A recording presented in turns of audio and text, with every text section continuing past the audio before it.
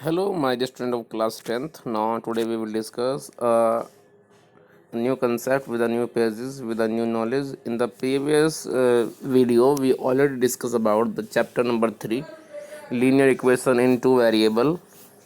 And in linear equation of in two variable, first of all, we should learn that what is the linear equation, what is the two variable.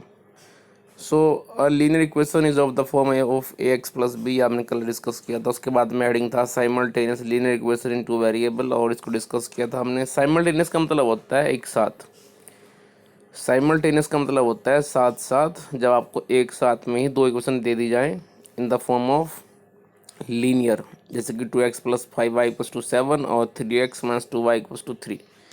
ठीक है। So these pages already discussed in the previous video and now today we will discuss this। यहाँ पे question दिया है कि solve the system of linear equation graphically, और हमें दो इक्वेशन दी हुई हैं 3x minus 4y equals to 12 and 6x minus 8y equals to 12। So first of all हमने क्या किया, हमें इन दोनों इक्वेशन से निकालनी पड़ेगी एक टेबल, एक पॉइंट टेबल, और उस पॉइंट टेबल को आप ग्राफ पे रिप्रेजेंट करेंगे। तो जब ग्राफ पे आप रिप्रेजेंट करेंगे उसके बाद में आपको मिलेंगे वहाँ पे दो स्ट्रेट लाइन। ठीक है। और जो दो स्ट्रेट लाइन आपको मिलेंगी वो स्ट्रेट लाइन अपना जो बिहेवियर शो करेंगी, या तो वो एक दूसरे को आपस में कट करेंगी, या फिर वो एक दूसरे के पैरेलल चली जाएंगी, या फिर वो एक दूसरे के ऊपर ओवरलैप कर जाएंगी, जिसको बोलते हैं हम कोइंसिडेंट केस। क्लियर। सो इस तरह से आप इसको ध्यान रखेंगे। ठीक है।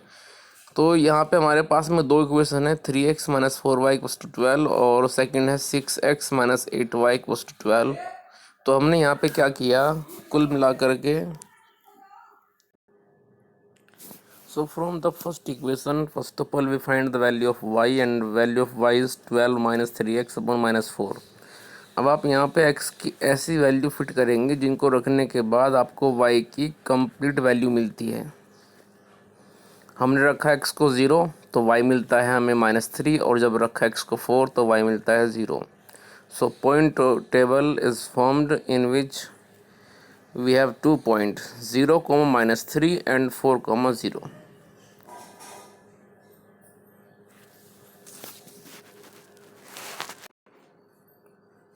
From another equation which is 6x minus 8y equals to 12, and from this equation value of y is 12 minus 6x upon minus 8. Clear. Now put x equals to 0, and whenever x is 0 then y equals to minus 1.5. Whenever we put x equals to 2 then value of y is 0. So point table is formed, and in which we have only 2 point.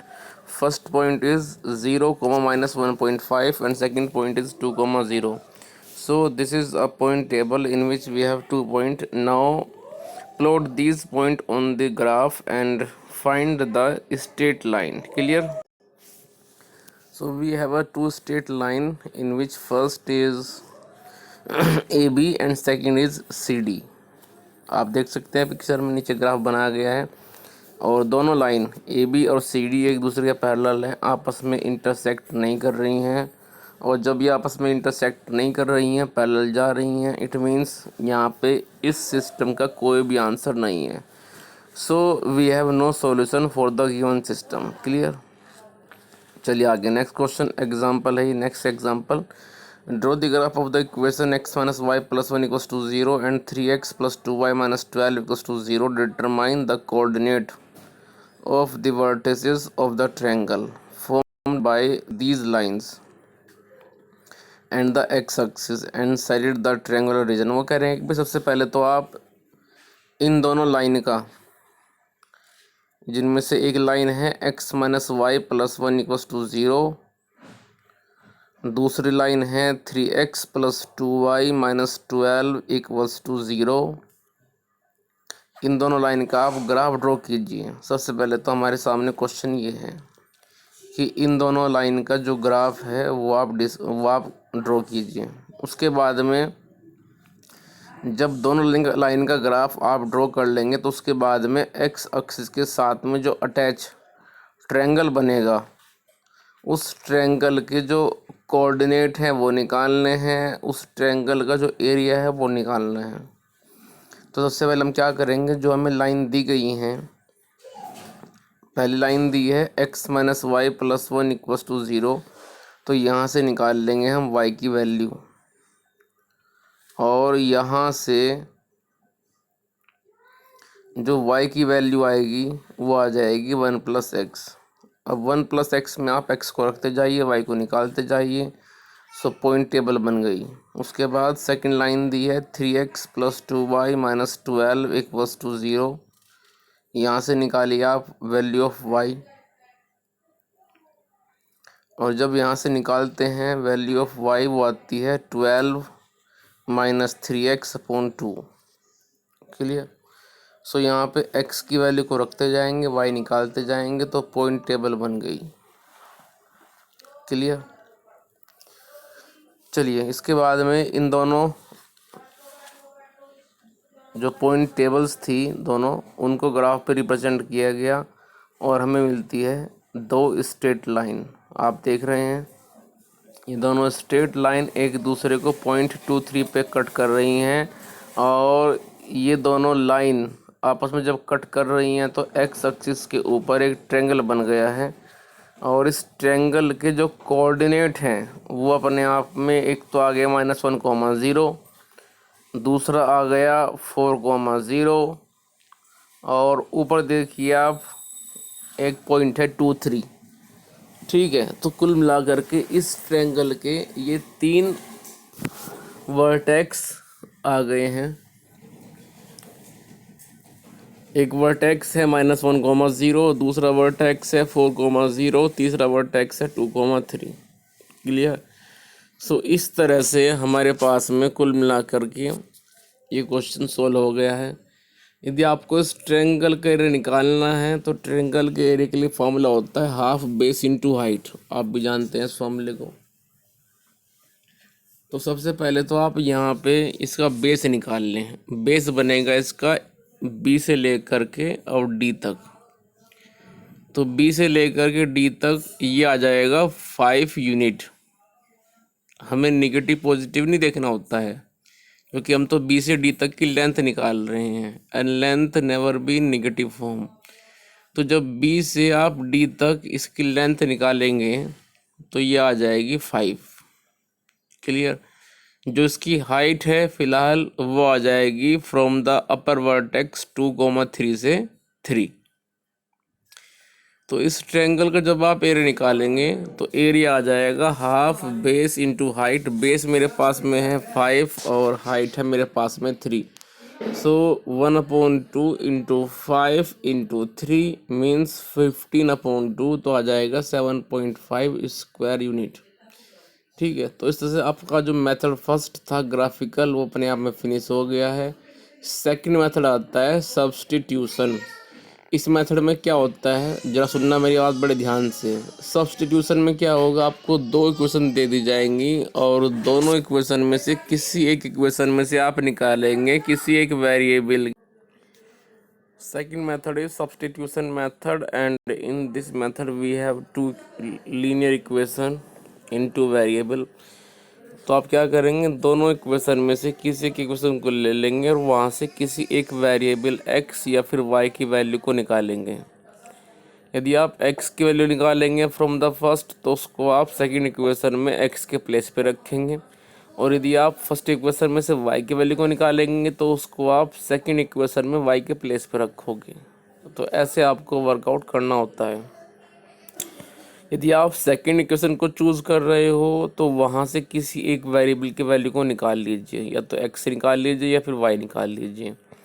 Second equation में से यदि आप x की value को निकालेंगे तो उसको आप फिर फर्स्ट इक्वेशन में रखेंगे x के प्लेस पे, और यदि आप सेकंड इक्वेशन में से निकालेंगे y की वैल्यू तो उसको रखेंगे फिर आप फर्स्ट इक्वेशन में y के प्लेस पे। मतलब कहने का ये है कि आप किसी एक इक्वेशन को सेलेक्ट करेंगे, उस एक इक्वेशन को सेलेक्ट करने के बाद वहाँ से आप या तो x को निकालिए या फिर आप y को निकालिए। ठीक है, यदि आप x को निकालेंगे तो उसको सेकंड इक्वेशन में x के प्लेस पर रखना पड़ेगा, और यदि आप y को निकालेंगे तो सेकंड इक्वेशन में y के प्लेस पर रखना पड़ेगा। मतलब किसी एक इक्वेशन से किसी एक वेरिएबल की वैल्यू को निकाल लीजिए, और जब आप उस वेरिएबल की वैल्यू को निकाल लेंगे तो उसको दूसरी इक्वेशन में उस वेरिएबल के प्लेस पे रख देना है। ठीक है, तो कुल मिलाकर के ऐसे आपको वर्क करना होता है। वही मैंने यहाँ पे लिख भी दिया है, आप ध्यान से देख सकते हो procedure. First, solve one of the given equation for one of the variable. वो कह रहे हैं कि भाई किसी एक इक्वेशन को किसी एक वेरिएबल के लिए सॉल्व कीजिए विच इज़ कन्वीनियंट, जो आपको आसान लगे। ठीक है, जैसे x plus 2y equals to 5 है। अब यहाँ से x निकालना आसान है कि y आ जाएगा, कि x आ जाएगा 5 माइनस 2y, और यदि आप y निकालेंगे तो y आएगा फिर डिवाइड के फॉर्म में आएगा, फ्रैक्शन फॉर्म में आएगा। तो जो आपको आसान लगे वो आप निकाल लीजिए। तो किसी एक इक्वेशन को सेलेक्ट करेंगे, वहाँ से किसी एक वेरिएबल की वैल्यू को निकालेंगे।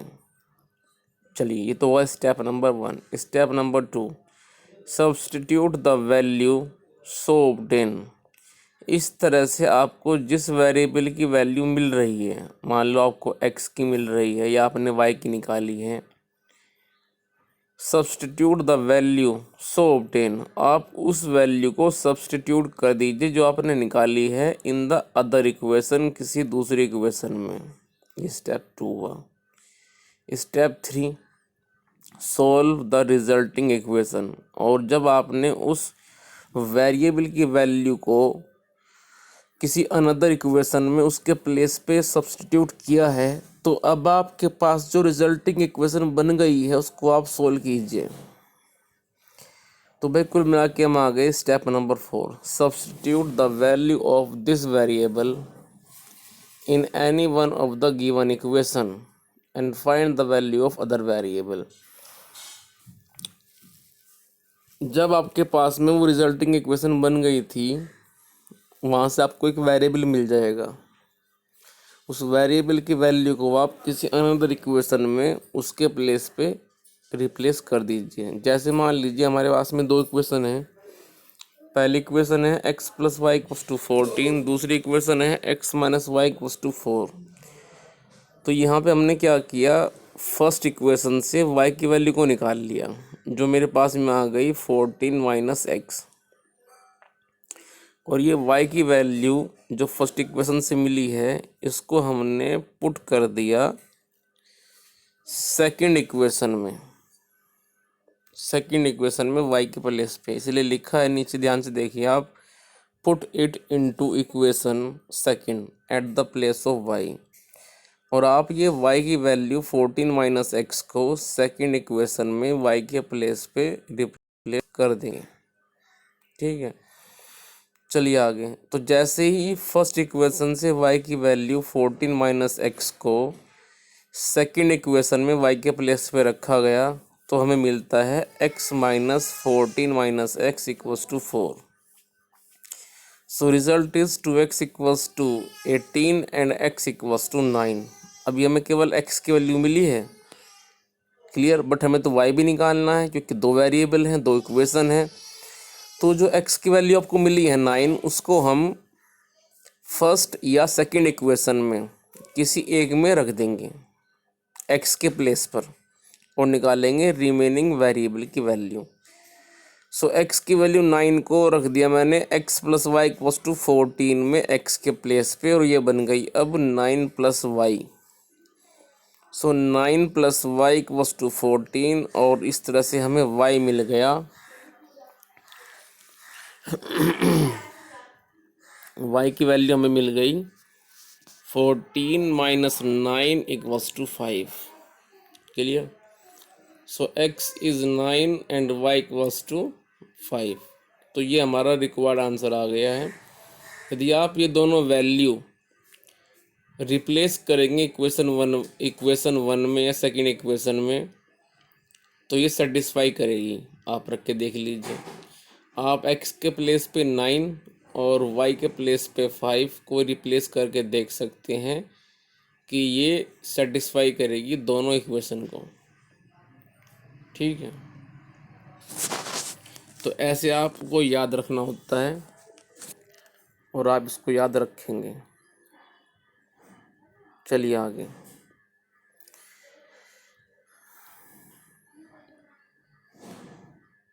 तो कुल मिलाकर के मैंने आपके साथ में एक पेज डिस्कस किए। तो फर्स्ट मेथड जो ग्राफिकल हमने यहाँ पे यूज़ किया था, ग्राफिकल अपने आप में आसान है। देखो ये जो चैप्टर है ना, लीनियर इक्वेशन इन टू वेरिएबल, ये चैप्टर 3 पार्ट में डिवाइड है। फर्स्ट पार्ट तो ये है कि आपको एक दिए हुए सिस्टम को 4 मेथड्स के थ्रू सोल्व करना आना चाहिए। सेकंड जो पार्ट है इस चैप्टर का वो ये है कि आपको वर्ड प्रॉब्लम मिलेंगी, 2 वेरिएबल आप लेके चलेंगे x और y, और बनाएंगे 2 लीनियर इक्वेशन। उन दोनों लीनियर इक्वेशन को आप with the help of any one method out of 4 method solve करेंगे और निकालेंगे वेरिएबल एक्स वाई की वैल्यू। उसके बाद थर्ड स्टेप ये है, थर्ड पार्ट इस चैप्टर का ये है कि आपको वो सिस्टम देंगे, कहेंगे भाई इसको सोल्व मत करो, बिना सोल्व किए ही बताइए कि इस सिस्टम का आंसर यूनिक होगा या फिर इनफाइनाइट होगा या फिर कोई भी सॉल्यूशन नहीं होगा। क्लियर? तो ऐसे आप उसको जो है फिर करेंगे। तो कुल मिला के इस चैप्टर के 3 पार्ट हैं। 3 पार्ट में से फर्स्ट पार्ट में डिस्कस कर रहा हूँ, और उस फर्स्ट पार्ट में हम डिस्कस कर रहे हैं आपके साथ में कि एक दिए हुए सिस्टम को आप इन 4 मेथड्स के थ्रू कैसे सॉल्व करेंगे। और उस प्रोसीजर में जो पार्ट है आपका ग्राफिकल, जो फर्स्ट मेथड है ग्राफिकल, वो पूरा हो चुका है। सेकंड आपको मैंने समझा दिया, सब्स्टिट्यूशन समझा दिया है, ग्राफिकल हो चुका है। ग्राफिकल अपने आप में बहुत इजी है। ग्राफिकल में हम सिर्फ इतना काम करते हैं कि हमें जो 2 इक्वेशन दी हुई हैं, देखो ग्राफिकल जब आप रिप्रेजेंटेशन करेंगे तो कुल मिला के जो आप देख रहे हैं इस पेज पर बॉटम पे 3 केस बने हुए हैं कि लाइन अपने आप में कट कर रही है, फिर सेकंड में लाइन पैरेलल चली गई तो कट नहीं कर रही है, और थर्ड में लाइन चली गई कोइंसिडेंट मीन्स ओवरलैप करते हुए।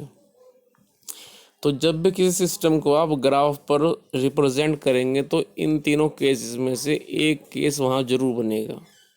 ठीक है, यदि फर्स्ट केस बनेगा तो हम लिख देंगे we have unique solution and this solution is this.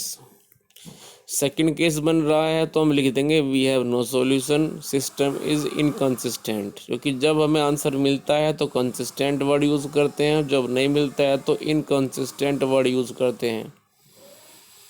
अब इसके बाद थर्ड पे आइए। थर्ड में लाइन जा रही है एक दूसरे को ओवरलैप करते हुए, मीन्स कोइंसिडेंट।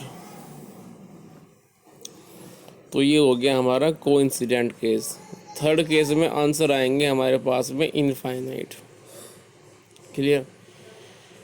फर्स्ट केस में सॉल्यूशन यूनिक है, सिस्टम कंसिस्टेंट है और लाइन इंटरसेक्टिंग लाइन है। ये 3 बात याद रखनी है आपको। लाइन वो इंटरसेक्टिंग लाइन है, आंसर वो अपने आप में यूनिक है, ठीक है, और सिस्टम अपने आप में कंसिस्टेंट है। सेकंड केस में लाइन एक दूसरे के पैरेलल हैं, so these are parallel line. Answer कोई नहीं है, नो सॉल्यूशन है। सिस्टम अपने आप में कंसिस्टेंट नहीं है, वो इनकंसिस्टेंट है। थर्ड केस में लाइन कोइंसिडेंट हैं, एक दूसरे के ऊपर ओवरलैप कर रही हैं, तो यहाँ पे आंसर तो आएंगे हमारे पास में इनफाइनाइट, सॉल्यूशन आएंगे हमारे पास में इनफाइनाइट। सिस्टम बनेगा consistent and lines are coincident, इनको बोलते हैं कोइंसिडेंट। तो जब भी किसी सिस्टम को आप ग्राफ पे ड्रॉ करेंगे तो कुल मिला के हमारे पास में ये 3 केस बन सकते हैं, इन तीनों में से कोई भी। ऊपर टॉप पर लिखा हुआ है 4 methods: graphical, elimination, substitution, cross multiplication.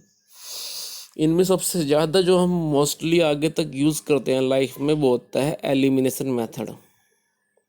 Graphical substitution cross multiplication तो हम तभी यूज़ करेंगे जब वो क्वेश्चन में कहेंगे, अदरवाइज 99% हम एलिमिनेशन को यूज़ करते हैं। Elimination method is very easy, so due to this and it is a time saving process, so mostly we will use elimination, but if in question it is given any method, यदि question में कोई method आपको दे दिया गया है कि भाई इससे कीजिए, तो फिर तो आपको उससे करना पड़ेगा।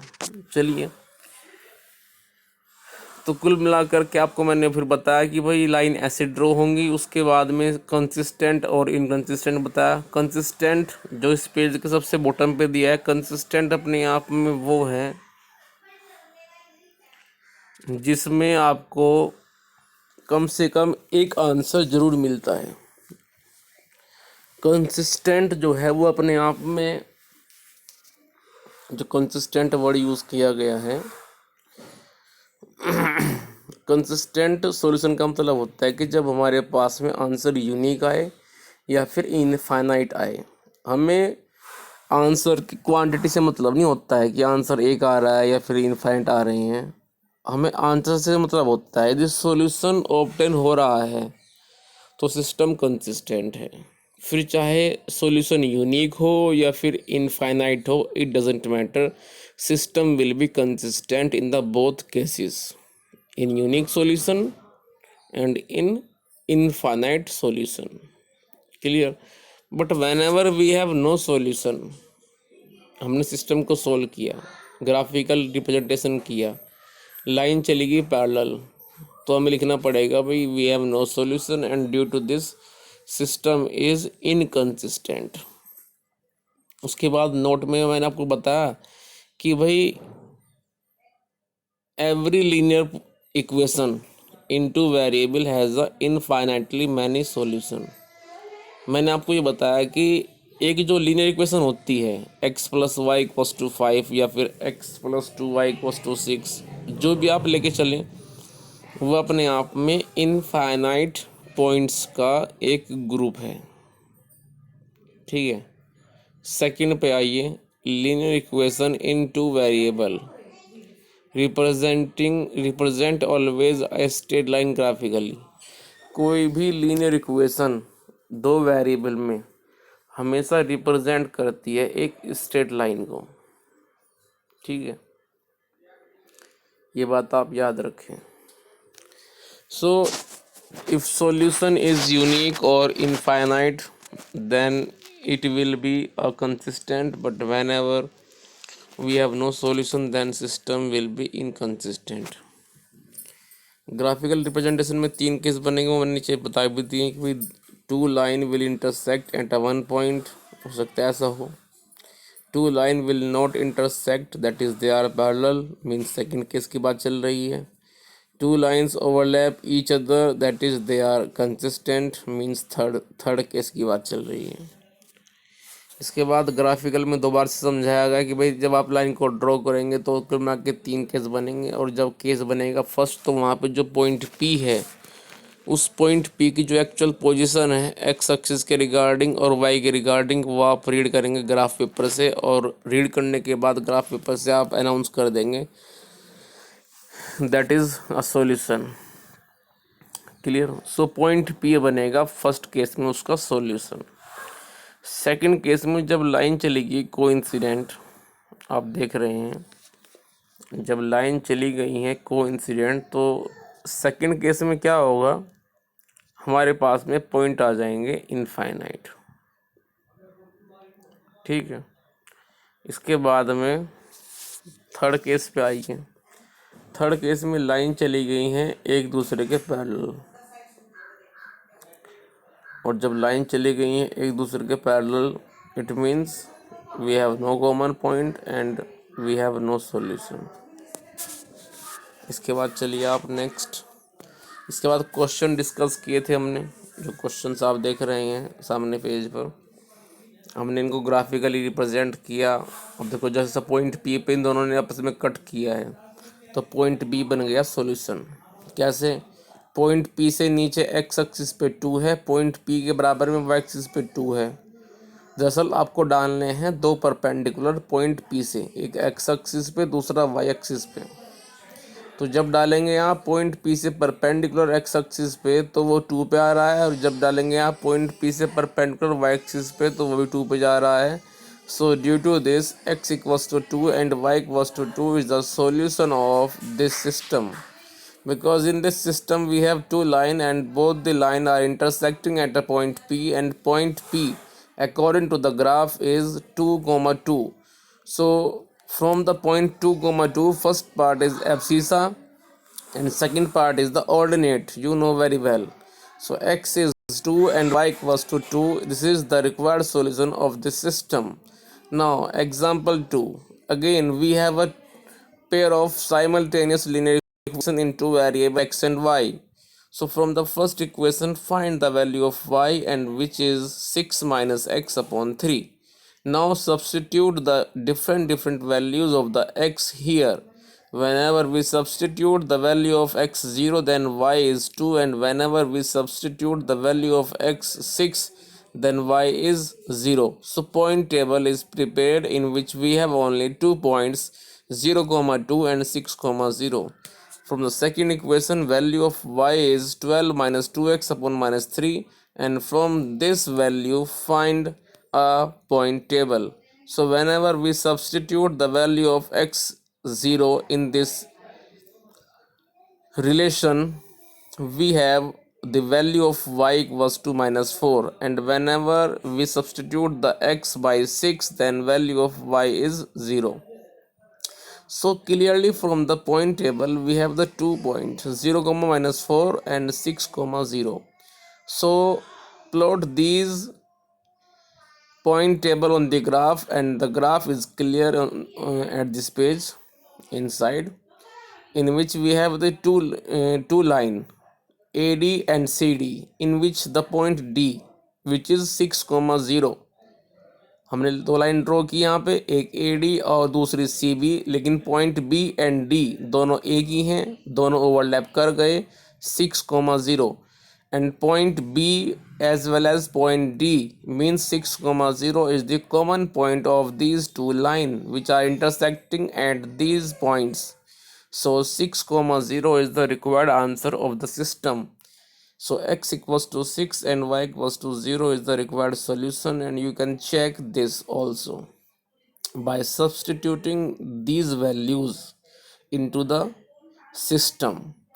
यदि आप दी हुई दोनों equation x plus 3y equals to 6 में और 2x minus 3y equals to 12 में x और y के प्लेस पे रिप्लेस करते हैं उनकी वैल्यू, दोनों इक्वेशन में आप x को 6 रखिए, y को 0 पुट कीजिए और चेक कीजिए कि सेटिस्फाई करती हैं या नहीं करती हैं। तो ये सेटिस्फाई करेंगी और यही आपका बनेगा फिर रिक्वायर्ड आंसर। ठीक है, तो क्लियरली आज हमने डिस्कस किया पेज नंबर 61 तक। हमने मेथड नंबर 2 भी स्टार्ट किया विच इज़ सब्स्टिट्यूशन मेथड, और कल नेक्स्ट वीडियो में हम इससे आगे चलेंगे और method number 3 means elimination and cross multiplication भी हम सॉल्व करेंगे, एंड आएंगे हम कुछ नए एग्जाम्पल के साथ with new knowledge, with new concept, with new procedure.